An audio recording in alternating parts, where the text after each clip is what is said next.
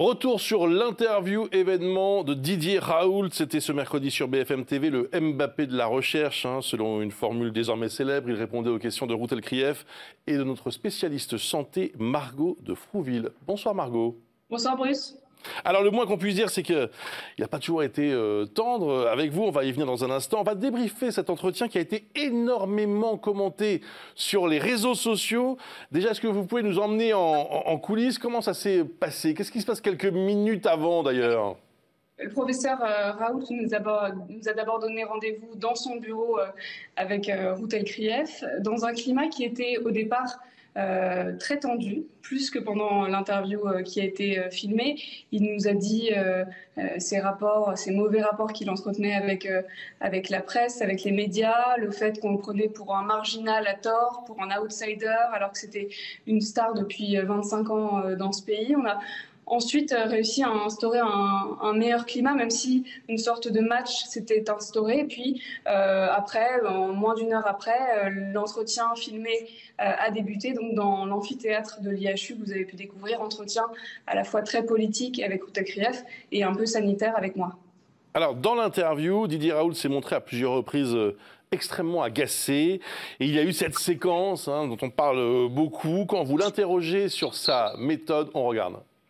N'auriez-vous pas eu le temps de faire les deux, du soin et de la recherche, parce que vous aviez une super cohorte de 3700 patients? Vous auriez pu faire un groupe contrôle, comme ça on aurait pu savoir ce qui relevait de l'évolution naturelle de la maladie. Non mais encore une fois, taisez-vous, vous m'avez posé une question, je vous réponds. Écoutez-moi. Beaucoup de téléspectateurs, Margot, ont été choqués par ce que vous dit à ce moment-là, le professeur Raoult. Il vous dit « taisez-vous ». Comment l'avez-vous vécu vous-même? Est-ce que vous avez vraiment eu le sentiment qu'il vous prenait de haut à ce moment-là? Je ne me suis pas formalisée sur le moment parce qu'en fait, je m'y attendais. J'avais lu, écouté, visionné des précédentes interviews et je sais qu'il peut avoir pour habitude de délégitimer son interlocuteur lorsqu'une question ne lui plaît pas. C'est jamais agréable, mais j'ai gardé mon sang-froid pour poursuivre l'entretien. Et je crois aussi que c'est assez révélateur de son rapport à la presse. L'entretien s'est d'ailleurs terminé et sa première phrase était de dire « vous voyez que la bête n'est pas si méchante ou n'est pas si terrible ». Et ensuite, après cet entretien filmé, s'en est suivi une très longue conversation de près de 2 heures. On a abordé plein de sujets et je n'ai eu le droit à aucun autre « taisez-vous ». Oui, il n'est pas revenu d'ailleurs sur ce moment-là. Il aurait pu, je ne sais pas, s'excuser ou le justifier.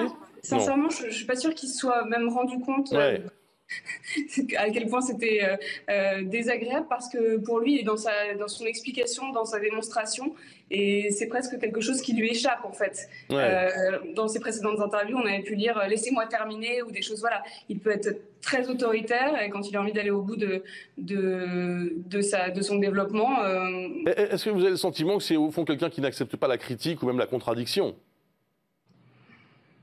Il aime être challengé, on va dire. Ça, je pense que c'est une constante. Après, la contradiction, c'est compliqué, mais on n'était même pas là pour savoir qui a tort ou qui a raison. On est là pour savoir, on était là pour qu'il nous explique sa méthode, son choix assumé de vouloir traiter selon lui les patients plutôt que de faire un essai clinique selon les règles méthodologiques scientifiques. Voilà, donc. Vous avez donc passé plusieurs heures avec lui en compagnie de Routel Krief hier, avant l'interview, pendant l'interview et même après, vous nous le révélez à cet instant. Mais comment est-il au fond? Vous disiez que c'était un peu tendu au départ, mais quel type de personnage est-il réellement? C'est très difficile de répondre en ayant passé même du temps. On a passé près de 4 heures à ses côtés parce qu'il c'est un personnage multifacette en fait. Quand il parle de sa famille, il a l'air beaucoup plus tendre que quand il évoque ses différends avec l'Agence du médicament ou d'autres institutions. Et puis, il le dit lui-même, il dit « je suis un symptôme ». En fait, il dit « attaquez-vous au virus ». À tous les dysfonctionnements qu'il y a pu avoir pendant cette crise. Et il nous a aussi dit que les Français avaient besoin de héros et il estime qu'il est celui dont les Français ont besoin.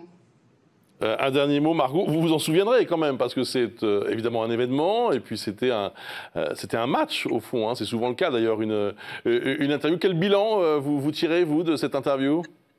C'était un moment extrêmement enrichissant parce que c'est un personnage fascinant, extrêmement cultivé, qui a 1000 anecdotes et 1000 histoires à la minute, qui a vécu énormément de choses, qui a découvert énormément de choses.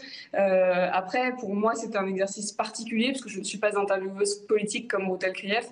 Je pense que c'était la complémentarité de cette interview, pouvoir lui poser des questions que des médecins avaient fait surgir. Quand Ruth s'attaquait plus au volet politique de l'homme aussi, mais j'ai trouvé que c'était enrichissant à tout point de vue. Merci beaucoup Margot et bravo pour cette interview du professeur Raoult.